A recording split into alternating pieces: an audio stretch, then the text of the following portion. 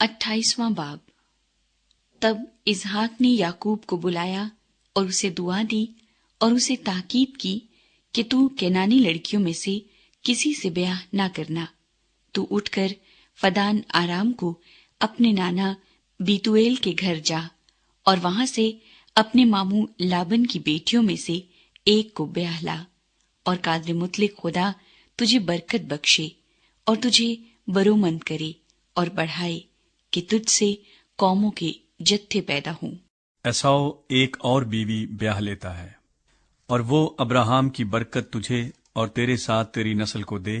کہ تیری مسافرت کی یہ سرزمین جو خدا نے ابراہام کو دی تیری میراث ہو جائے۔ سو اسحاق نے یعقوب کو رخصت کیا، اور وہ فدان آرام میں لابن کے پاس جو ارامی بیتویل کا بیٹا اور یعقوب اور ایساؤ کی ماں ربکا کا بھائی تھا گیا۔ پس جب ایساؤ نے دیکھا کہ اسحاق نے یعقوب کو دعا دے کر اسے فدان آرام کو بھیجا ہے تاکہ وہ وہاں سے بیوی بیاہ کر لائے، اور اسے دعا دیتے وقت یہ تاکید بھی کی ہے کہ تو کنانی لڑکیوں میں سے کسی سے بیاہ نہ کرنا، اور یعقوب اپنے ماں باپ کی بات مان کر فدان آرام کو چلا گیا۔ اور ایساؤ نے یہ بھی دیکھا کہ کنانی لڑکیاں اس کے باپ اسحاق کو بری لگتی ہیں، تو ایساؤ اسماعیل کے پاس گیا اور مہلت کو جو اسماعیل بن ابراہام کی بیٹی اور نبایوت کی بہن تھی بیاہ کر اسے اپنی اور بیویوں میں شامل کیا۔ بیتیل میں یعقوب کا خواب۔ اور یعقوب بیرسبا سے نکل کر ہاران کی طرف چلا، اور ایک جگہ پہنچ کر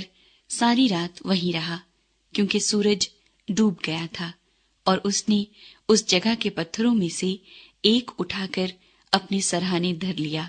اور اسی جگہ سونے کو لیٹ گیا۔ اور خواب میں کیا دیکھتا ہے کہ ایک سیڑھی زمین پر کھڑی ہے اور اس کا سرا آسمان تک پہنچا ہوا ہے، اور خدا کے فرشتے اس پر سے چڑھتے اترتے ہیں، اور خداوند اس کے اوپر کھڑا کہہ رہا ہے کہ میں خداوند تیرے باپ ابراہام کا خدا اور اسحاق کا خدا ہوں۔ میں یہ زمین جس پر تو لیٹا ہے تجھے اور تیری نسل کو دوں گا، اور تیری نسل زمین کی گرد کے ذروں کی مانند ہوگی، اور تو مشرق اور مغرب اور شمال اور جنوب میں پھیل جائے گا، اور زمین کے سب قبیلے تیرے اور تیری نسل کے وسیلے سے برکت پائیں گے۔ اور دیکھ، میں تیرے ساتھ ہوں،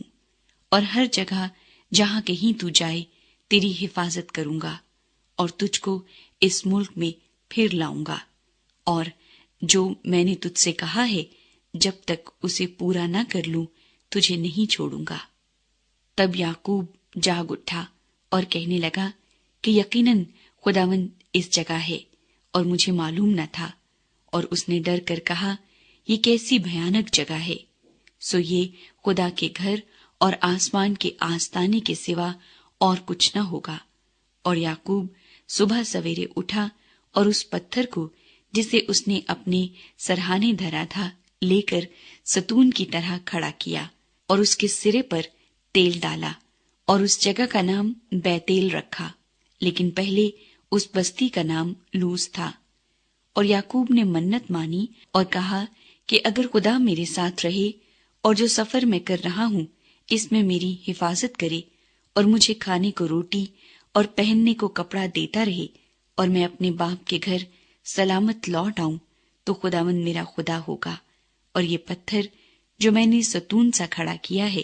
خدا کا گھر ہوگا، اور جو کچھ تو مجھے دے اس کا 10واں حصہ ضرور ہی تجھے دیا کروں گا۔